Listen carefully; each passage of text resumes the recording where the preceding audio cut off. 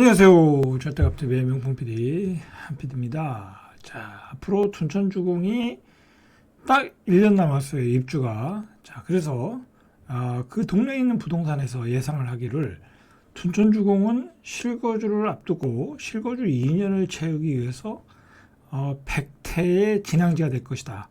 그러니까 아주 온갖 100태의 일이 벌어질 것이다 라는 거예요. 실거주 의무를 앞두고서.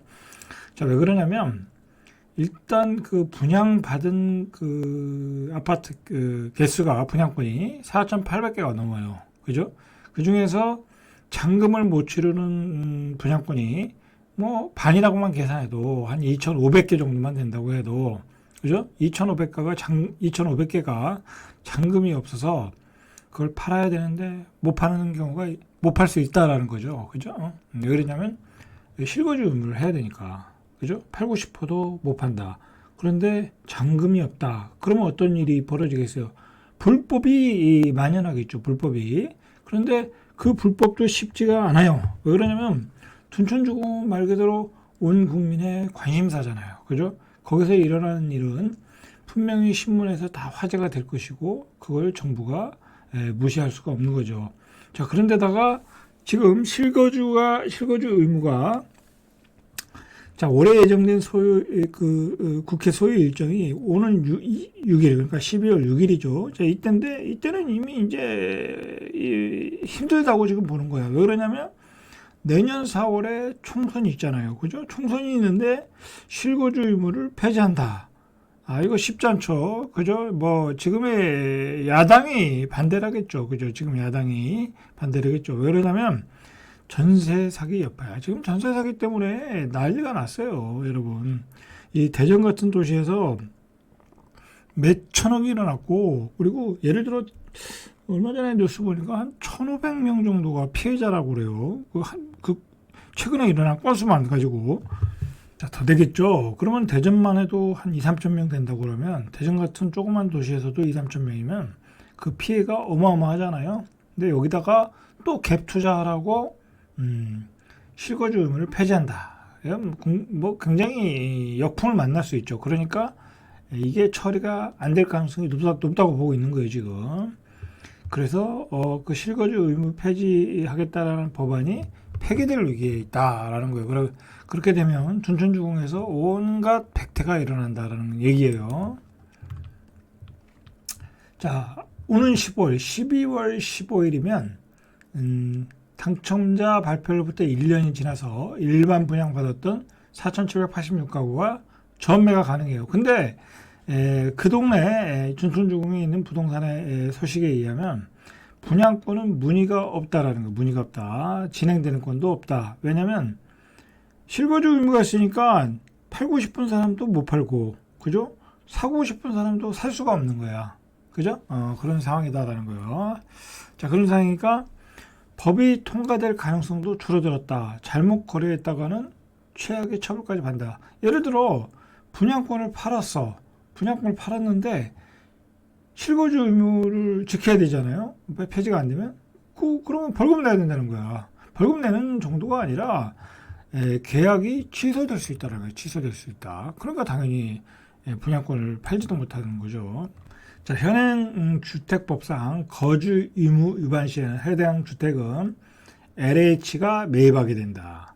또는 1년 이하의 징역이다. 그러니까 지금 뭐 그래도 프리미엄이 지금 붙었잖아요. 그죠? 그 프리미엄이 붙었는데 그 뭐 다 날아가는 거죠. 그죠? 그냥 계약금만 받고 이제 돌려줘야 되는 거죠. 만약에 실거주 의무를 안 지킨다고 하면.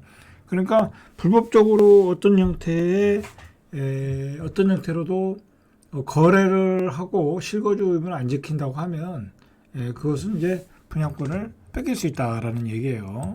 예를 들어서 이럴 수 있잖아요. 그 거래를 하고 내가 전세를 사는 거야. 그죠? 거래를 하고 소유권을 넘겨주고 내가 전세로 사는 거야. 자, 그게 안 된다라는 거야. 법상으로 소유권이 있는 상태에서 거래를 해야 실거주 의무를 지켜주는 거지. 소유권이 없는 상태에서 실거주 의무는 안 된다. 팔고 내가 전세 사는 것은 안 된다라는 거예요. 그러니까 뭐 방법이 없죠. 딱 방법은 한 가지가 있어요. 어떤 방법이냐면 팔고 나서 그냥 내가 사는 거야. 그리고 잔금을 조금 남겨놓고 몇 억 남겨놓고 예를 들어서 몇 억 남겨놓고 그 다음에 2년 뒤에 잔금을 하면 되는 거야. 그건 상관없겠죠. 그죠? 자, 그런데 그렇게 되려면은 두 가지 변수가 있어요. 일단 내가 예를 들어 한 전세 금액이 9억이잖아요. 그죠? 전세 금액이 9억인데 그 9억을 파는 사람이 가지고 있어야 돼. 그죠? 그게 쉽지 않겠죠. 그죠? 그게 쉽지 않겠죠. 자, 그리고 너무 전세 기간이 그 소유권 이전 기간이 너무 길어진다는 것도 사는 사람 입장에서는 꺼리겠죠.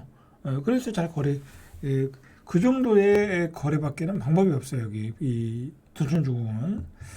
자, 그러니까 이 분양권 가격이 최고가 대비 5억 이상 떨어졌어요. 지금 5억 이상 떨어졌어요. 이게 최근에 이제 한 7, 8월 달에 고점을 칠 때 지난 4월에 고점을 쳤네. 이거는 한 3억까지 갔네. 그죠? 22억 9,600이니까 한 3억까지 갔어. 오버된 거죠. 이거 굉장히 오버한 거죠. 자, 이게 19억 5,400만 원까지 떨어졌어요. 19억 4,500만 원 떨어졌고, 그 다음에 최근 거래된 게 11일자 거래된 게 17억 9,400만 원, 한 18억까지 떨어진 거죠. 그래서 한 5억까지 떨어졌다라는 거죠. 그죠? 이제 앞으로 실거주 의무가 폐지되면 막 급매물이 나올 수도 있겠죠. 왜냐면 이제 여러 가지 상황이 잔금을 이제 못 치는 사람들이 있을 테니까.